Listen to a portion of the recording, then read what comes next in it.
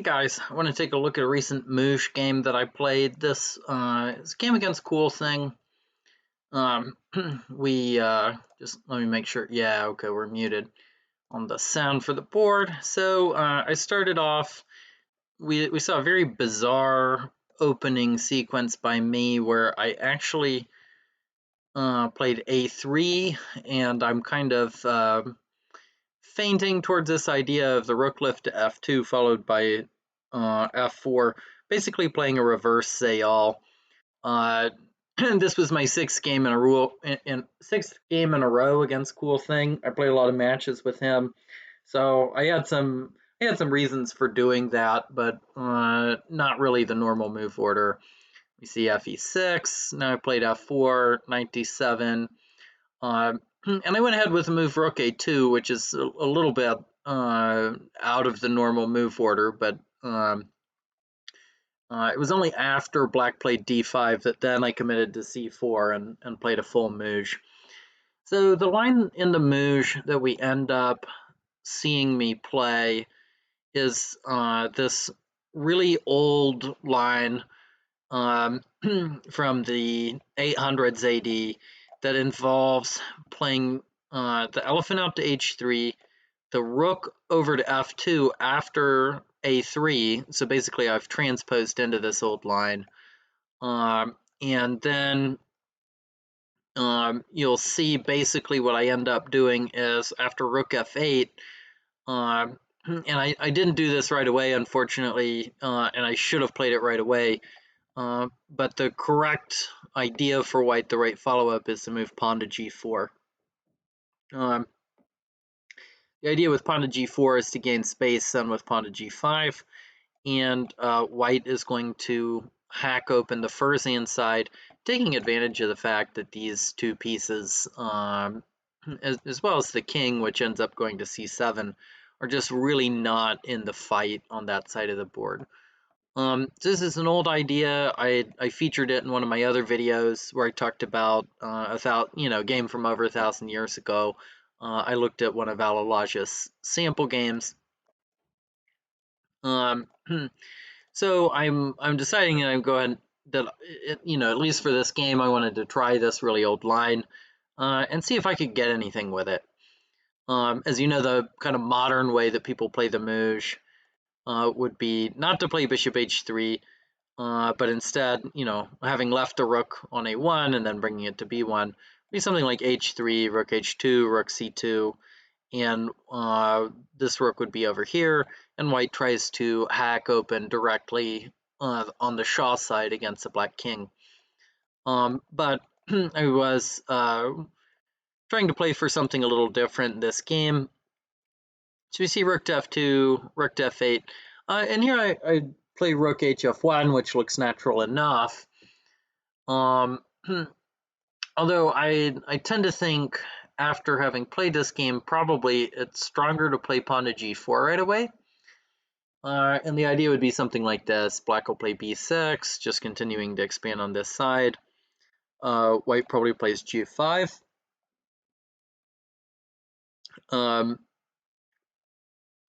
H6 pawn's threatened. Black probably pushes with h5. I think h takes,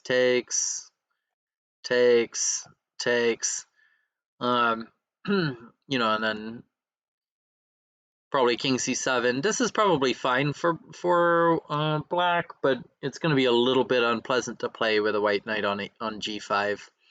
Probably black. Well, and the other thing too is that black has to solve this problem. His elephant has to stay guarding his firzan, but he needs to also find a way to get his rook out. So, king c7. It's not really all doom and gloom for black because, say fg3, black's probably going to play a6, b5, and he might end up just activating his rook on this side of the board rather than trying to get it over to the f-file, because black is pretty well protected. He's guarded these squares really, really well. And so it's unlikely that white's going to be able to crack through just on this side. At least in any convincing way. I mean, maybe you can play bishop f1 and run the h pawn down, but by the time that all that happens, there's not really going to be anything good to attack on that side of the board left anyway. So, so I think this is just like a slight edge for white. It looks kind of unpleasant.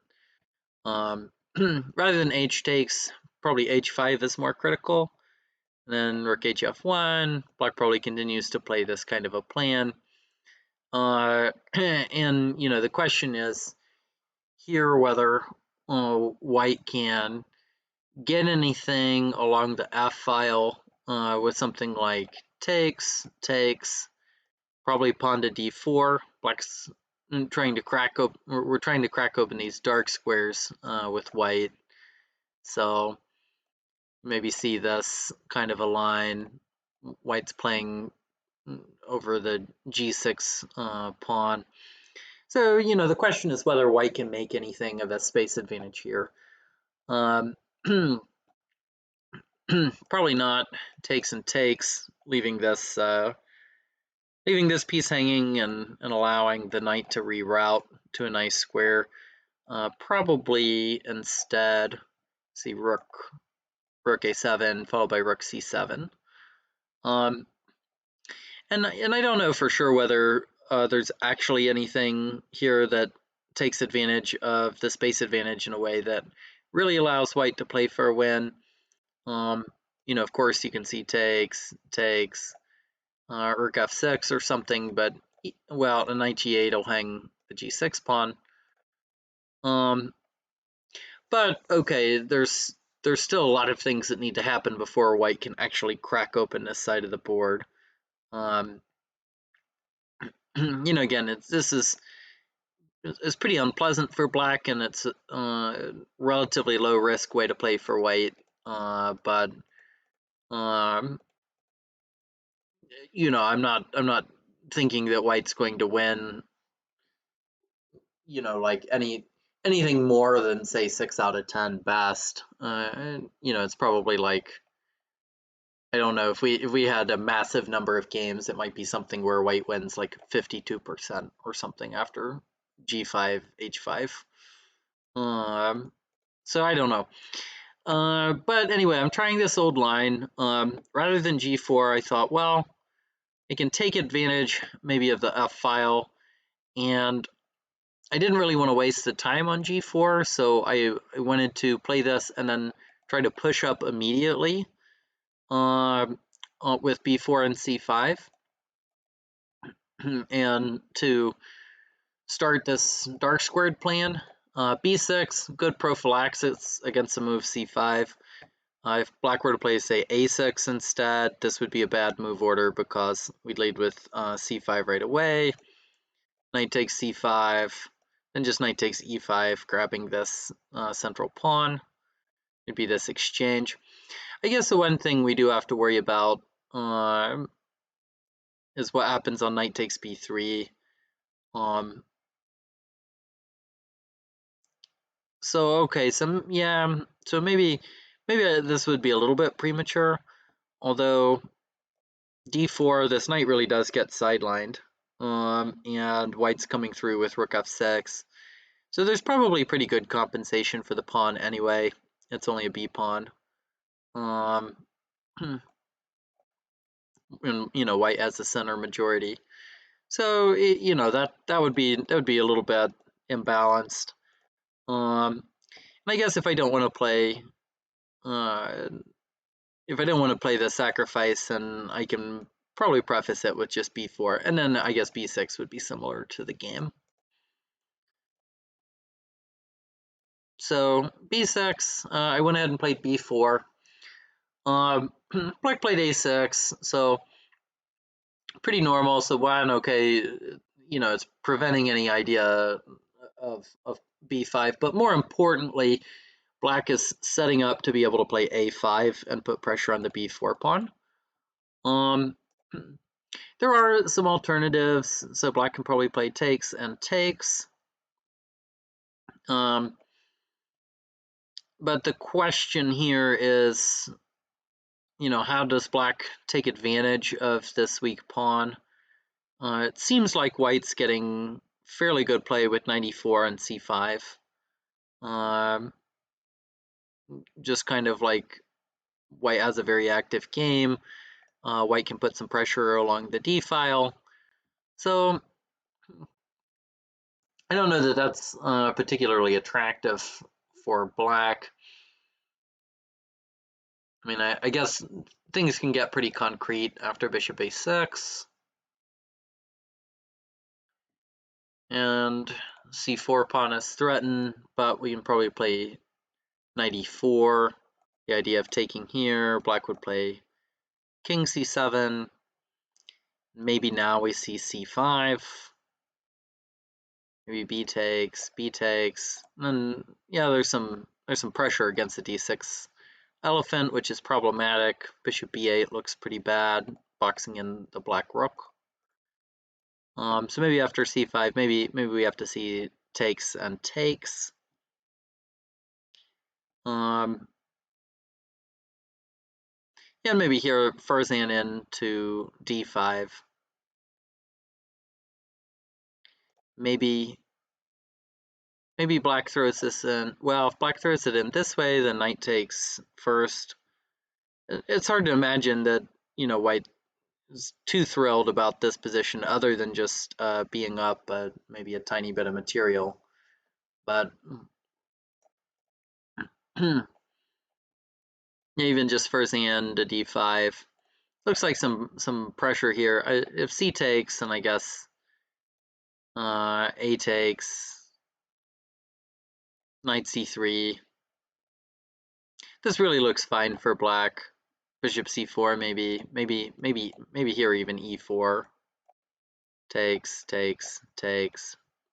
bishop c4. The idea the rook comes in. Yeah, so this all looks fine for black. Yeah, so d takes is a pretty serious possibility. And after d takes, bishop a6, maybe the right move then is going to just end up being something a little less ambitious for white. Maybe knight d2, takes. You know, c4 pawn is pretty well guarded. And I guess the idea is just to play knight c to e4 and just kind of continue to play actively. But yeah, even here, king to c7 followed by rook to f8. They should probably at least draw for black. Yeah, like king c7, knight here, rook f8. And there's not really going to be anything better for white than just you know, take the rooks off. And so we're just basically left with a knight endgame. Double knight endgame doesn't look to me like there's any like really serious winning chances for white. Maybe g4, g5 is a try, but black should be just fine here. So yeah, so after b6, yeah, my move b4, black plays a6, which is fine. Again, the idea is to play a5, but I wonder if d takes, and then bishop a6. Maybe this is an opportunity for black to start to dominate a little bit in this game. Even knight d2, kind of wonder about takes. Maybe there's even this sacrifice with the idea of centralizing the first. Whoa, don't want to drop this. Don't want to drop this elephant, but okay, king c7. And then you know fd5 is coming. So yeah, I mean that's probably a playable sacrifice. Although you know I guess white plays e4 to try to clamp down on the firzan. You know, and rook f8 or something is probably a draw.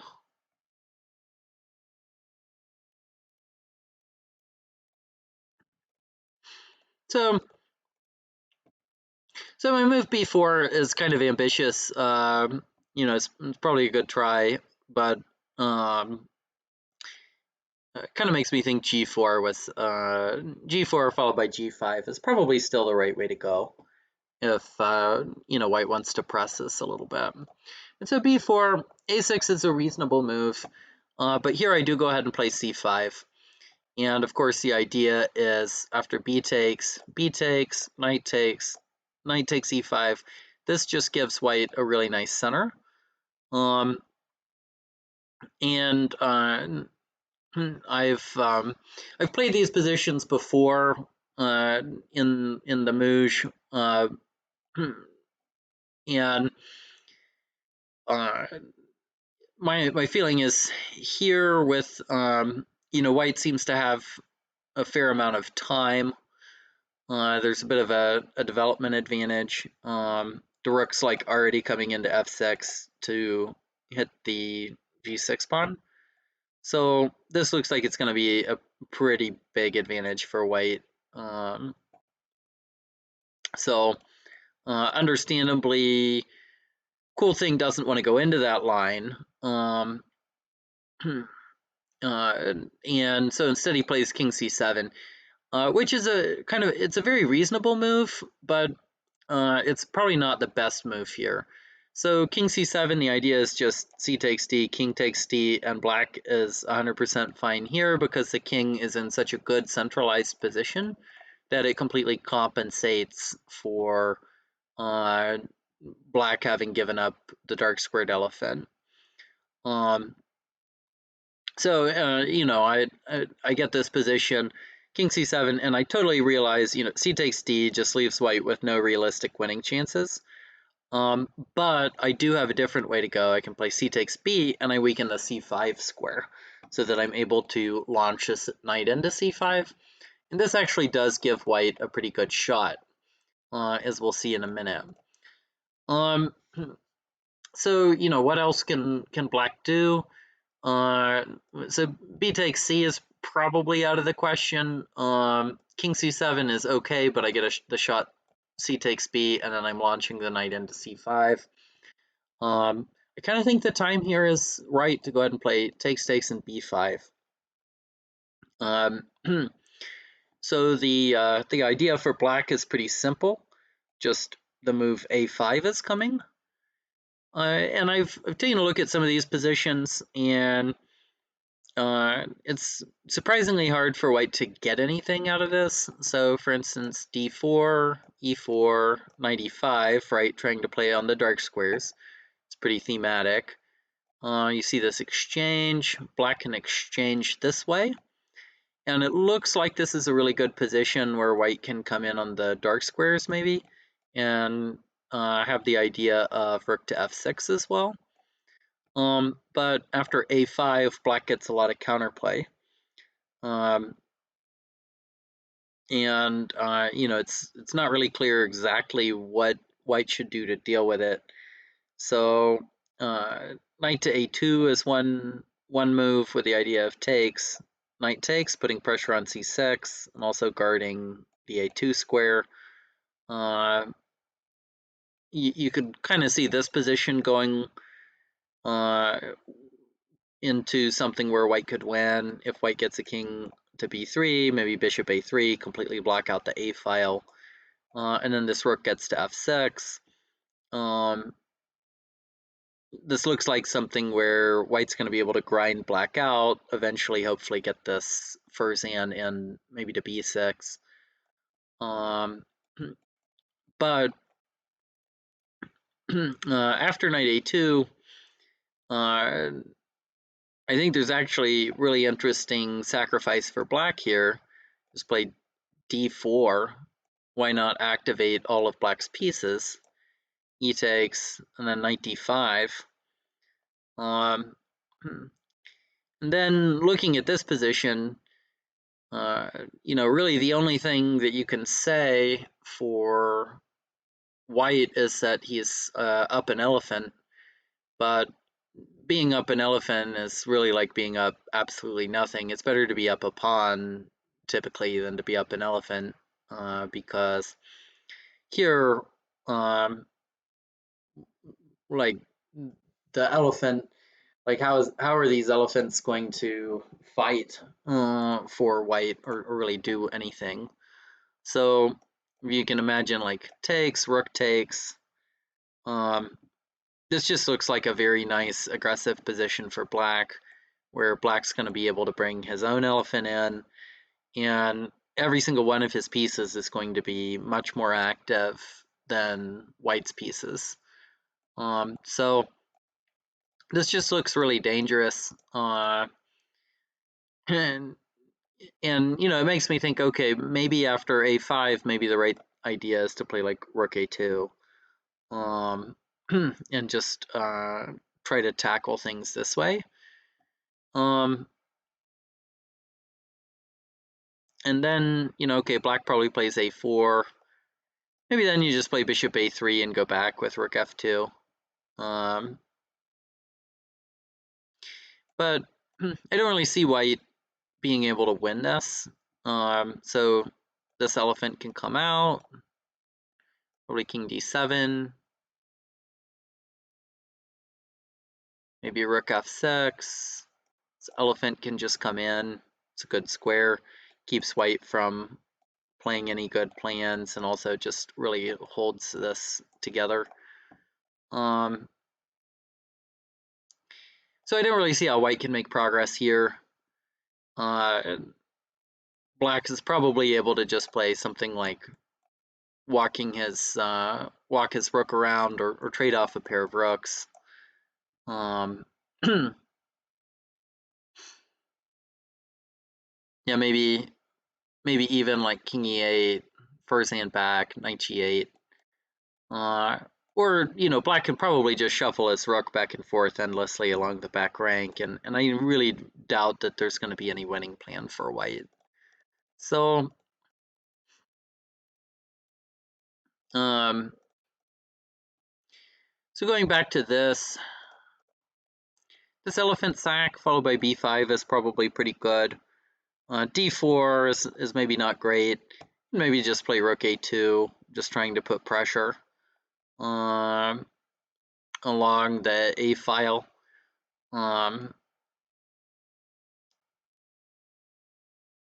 But here, okay, black's probably made as much progress as he can on this side of the board, but now he can play it maybe like g5. G4 is coming, so white probably has to play g4 himself. Now maybe knight g6 followed by knight f6. Just put pressure on white's position. So, yeah, I think it's pretty hard for white to claim any kind of advantage here. So you can imagine once knight f6 is played, then black will be able to double along the f file with his own rook. So, white, rook a2, I mean, it seems like overkill to have a rook just guarding like one pawn. It's not even attacking the pawn because the elephant guards it. So, so c5, I think the correct reaction is to take and to just go into. I think both sides should probably go into this line. And here maybe instead of knight a2, white needs to come up with something better than knight a2 d4. I'm not exactly sure what. Maybe rook a2 and then a4.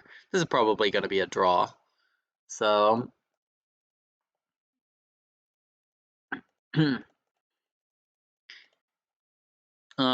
But after king c7, which is a pretty typical reaction from black when faced with c5, here I have this nice idea of taking, and then king takes is forced. Knight takes is going to hang the e5 pawn.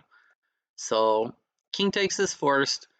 And here I make an inaccuracy, though. I play pawn to d4. So my idea is to play for total domination of the dark squares. Let me see how long. Yeah, looks like I spent probably about like 13 seconds total on that move when you factor in the increment. I was running a little low on time. But the problem for white is that after e4, white's advantage is going to be really small just because everything gets so blocked up that there's not really a good way to penetrate. So a better idea would be to play knight to a4 right away. with the idea of just king to c7. Then I just launch with knight to c5. And here I actually have a really good threat. I'm threatening to play takes and knight takes e5. And so you already are starting to see how this is better than when white plays d4 first and allows black to secure the pawn by bringing it to e4. So knight c5, taking is probably pretty bad for black because this knight e5 move is really strong. So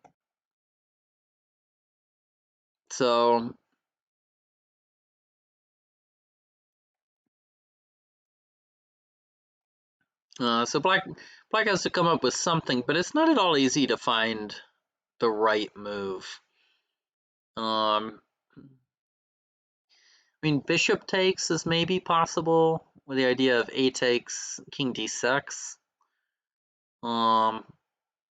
That looks a little bit awkward, but maybe that's a way to play. I guess among other things, white can just run this firzan up because a5 is never a threat because knight b7 and knight takes. So, and then on bishop takes, the other way is that white can just take here, and then after firzan takes, play knight takes and win a center pawn. So takes, takes. The firzan's hanging out here, so it comes back to d6, but then white probably plays rook to f6, and there's a big problem here on the g6 pawn, and notice how inactive black's rook is. So I think knight to c5 gives black some problems, and he's got to figure out how to solve them.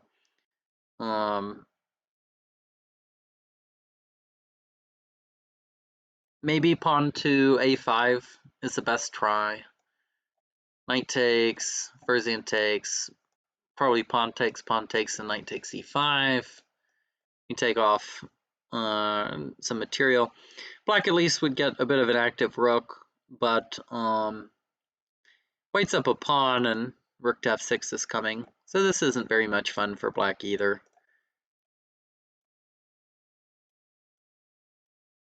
Maybe e4 is maybe a bit of a desperate move, but d takes, d takes.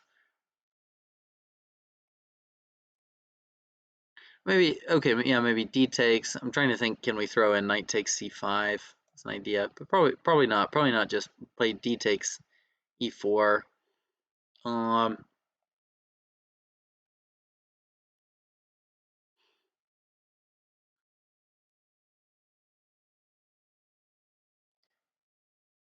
Yeah, I mean, among other things, white could probably just take and be up a pawn. So, yeah, so, in conclusion, I think, so if I played knight to a4 first, then black's position gets to be really uncomfortable. I guess king b5 is also kind of in the air, but I think just still, probably still knight to c5 causes some headaches for black. So knight takes, b takes, king takes, probably just knight takes c5 here. And the king's not particularly good on c5. Might fall into a mating net, for instance, takes, takes. And if some move like a5, then just rook b2 followed by d4, starting to cause some problems.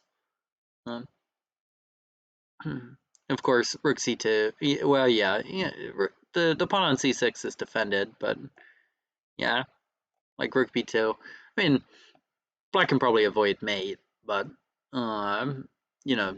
this is no fun for black to play.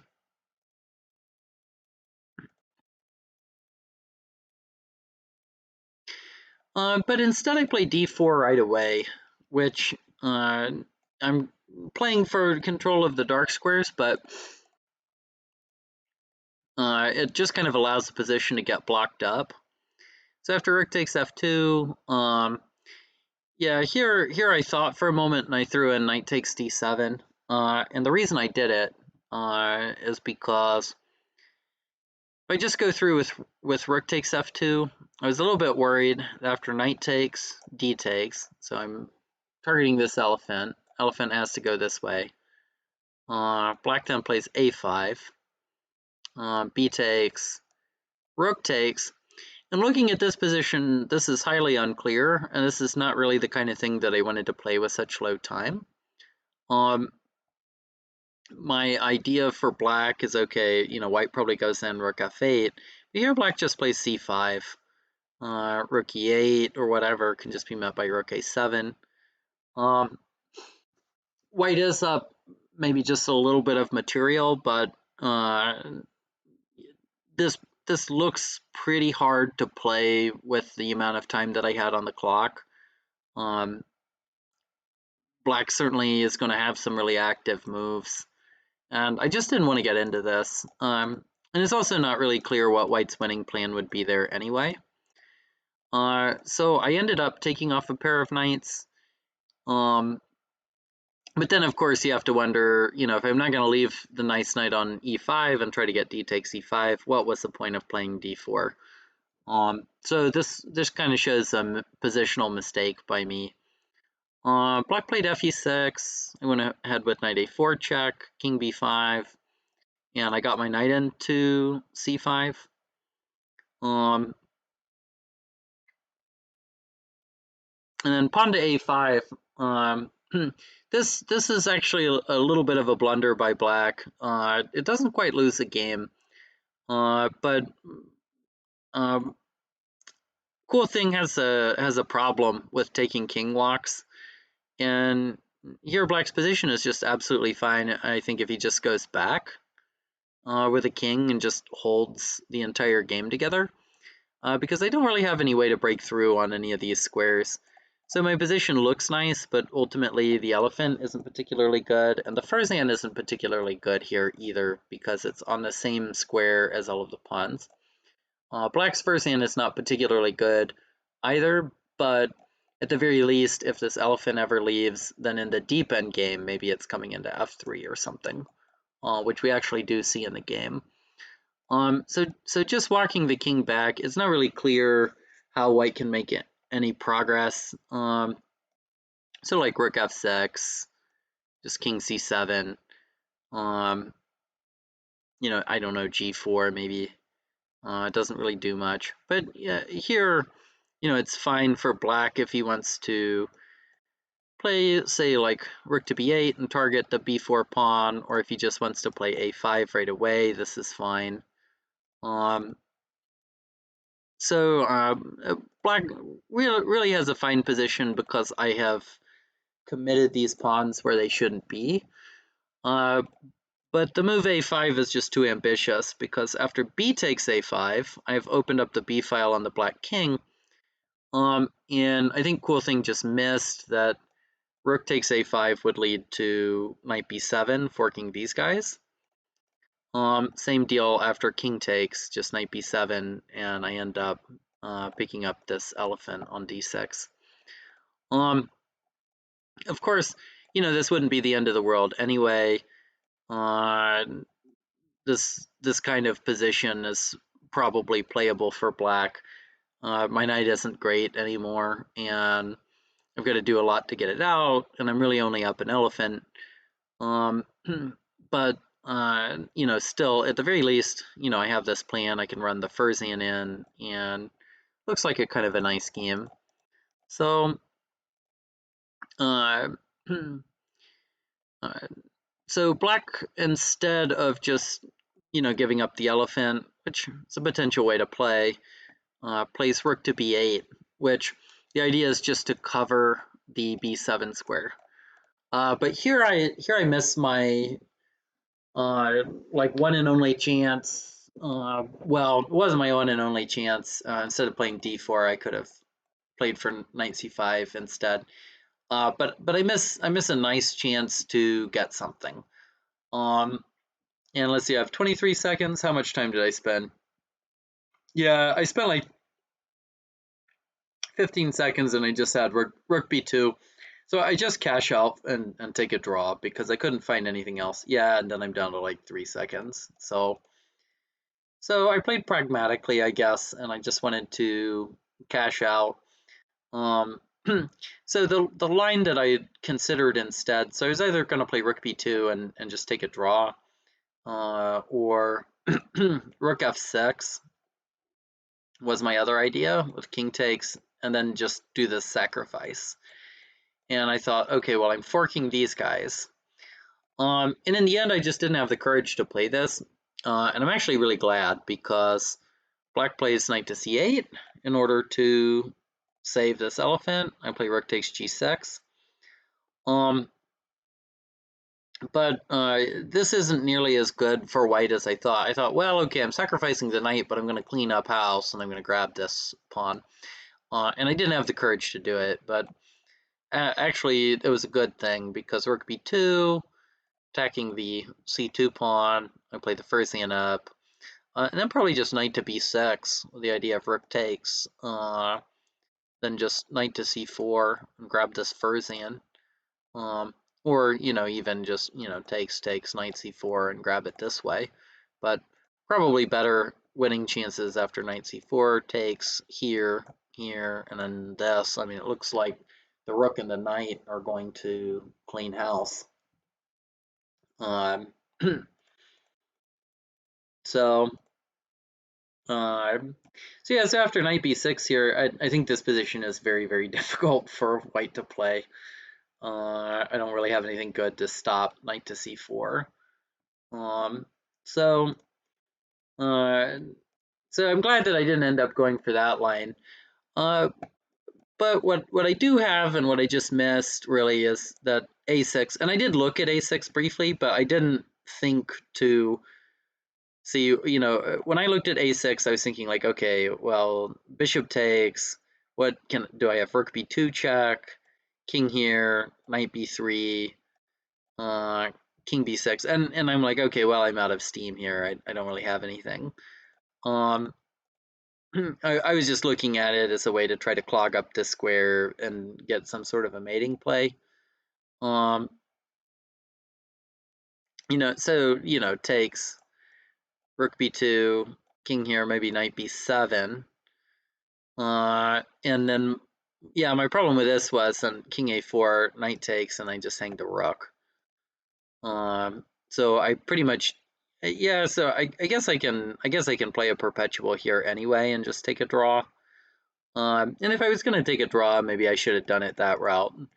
But what I miss is that after here takes, the firzan just drops. So that's kind of a disappointing oversight by me. Pawn to a6.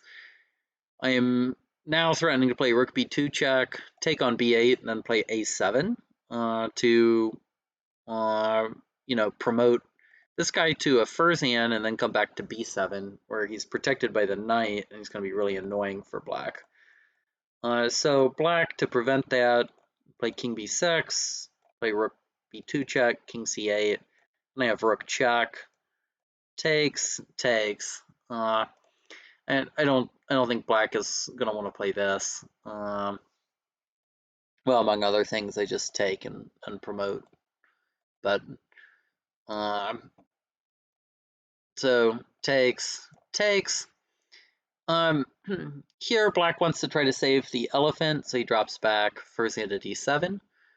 I don't think the move a4 gives white a lot of winning chances because after bishop e6, a5, I don't really have a way to do anything. I can get the pawn to a6, but then black will just camp out king b6, and a7 and b8 are completely controlled.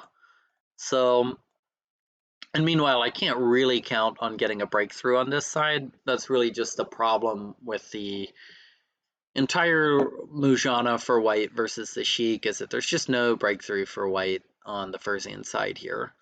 And but okay, I can play, instead of pawn to a4, you can take, make a queen, black goes back. And here at the very least, I'm up an elephant, so I have some practical winning chances. The game's probably still a draw, but thinking long term, maybe I can find a way to get this firzan in on the Shah side. And, if I can do that, then I'll have some practical winning chances. So, uh, that's probably going to be a draw, but, it was a try. Instead, I just cashed out and made a draw, and like this position is totally drawn. But I made some blunders on the way to that. Knight g8, very good move. Going to take advantage of the pressure here. I play king b3. I'm just kind of wasting time. I really should play bishop f1, the idea of h3 to stop the knight from coming in. But instead, I waste a little bit of time and wait until now. And here, Coolthing ended up playing knight d7, which just kind of allows me to draw more easily.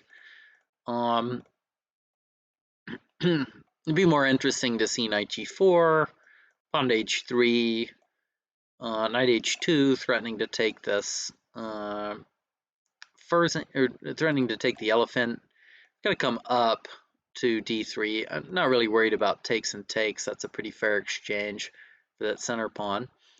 But okay, knight to f3, hit the firzan. I got to bring it up. And here probably the right plan is to just go ahead and exchange, bring the firzan up, and this firzan would come to e4. This is probably still just a total draw, but it looks pretty nice for black. And particularly at low time controls, if you keep the knights on the board, then you always have chances. Keeping the knights on the board is just really, if black wants to have a chance to win this, keeping the knights on the board is essential. But here, amazingly, I made several blunders. Like a4 is just not really a good move. I really should just keep it where it's nice and defended. But I have to make several blunders here. Well, I guess I wanted to get the bishop to c5, so it's maybe not so bad. But then here, okay, yeah, here's where I mess up. So I play pawn to h4, which basically just allows black to come in and eat this elephant. So I just go down an elephant by playing h4. I can just play bishop e7 here, and that just keeps g5 under control.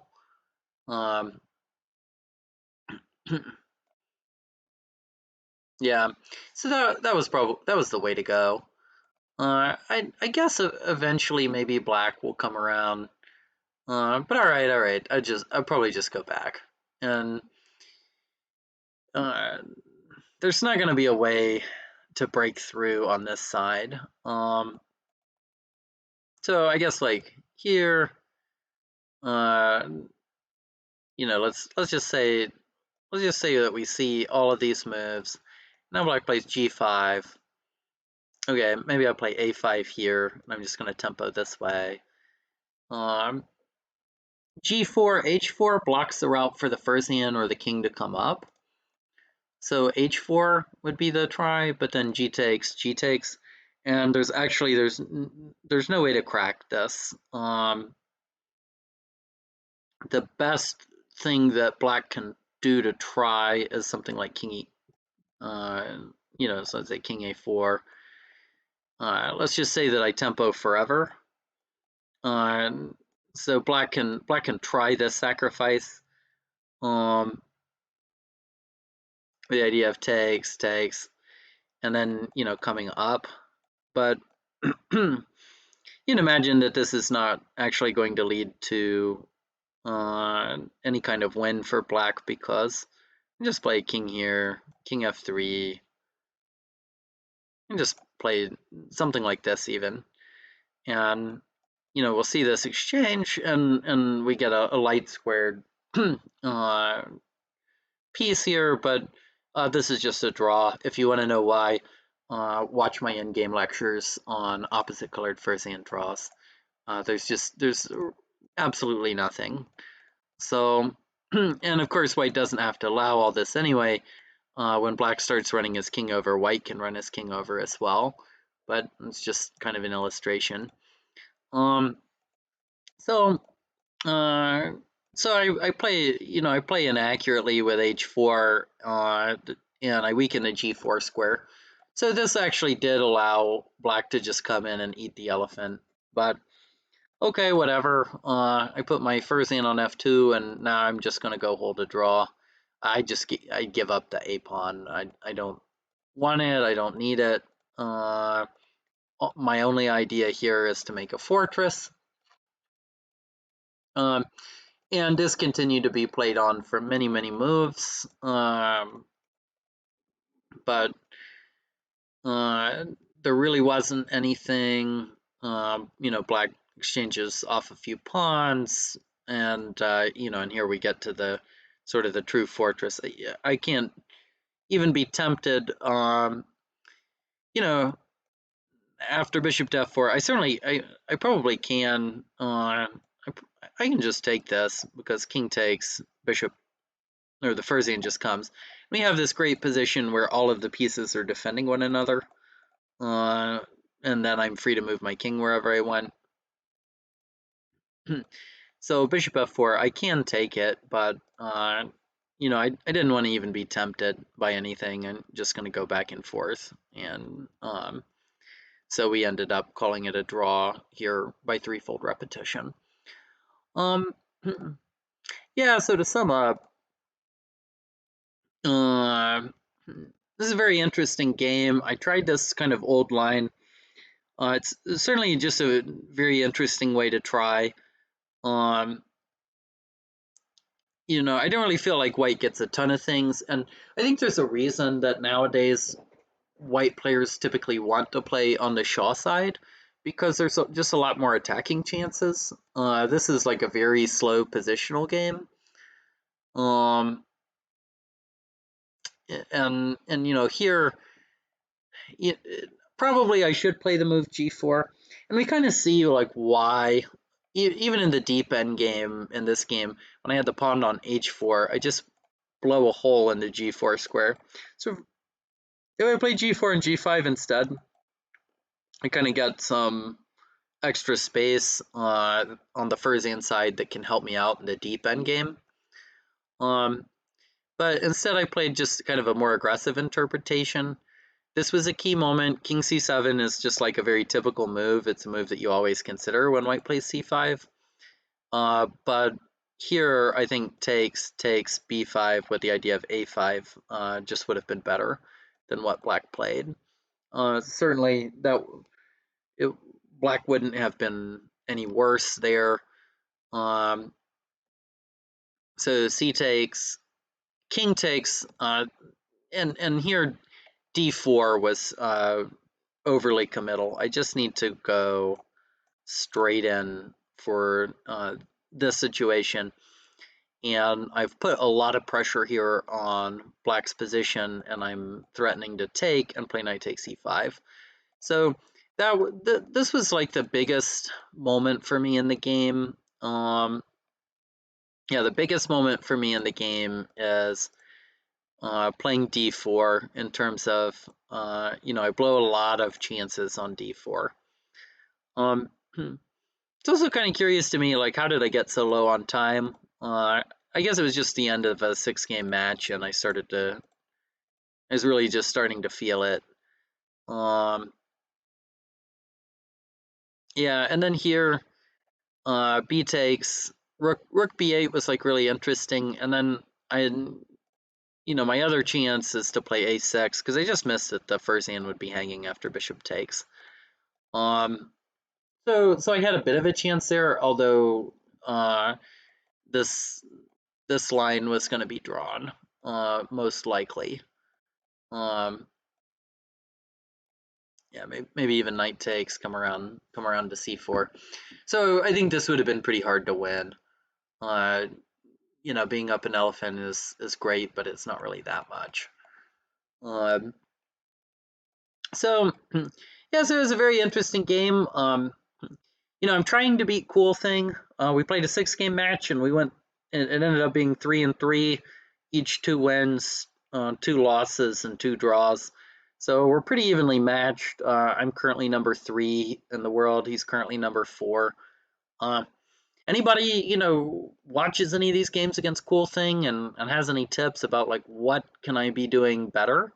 Put them in the comments below, or send me a message on chess.com. I'd like to beat Coolthing in a match, but so far I'm just not making that happen. So any input's welcome. Thank you guys.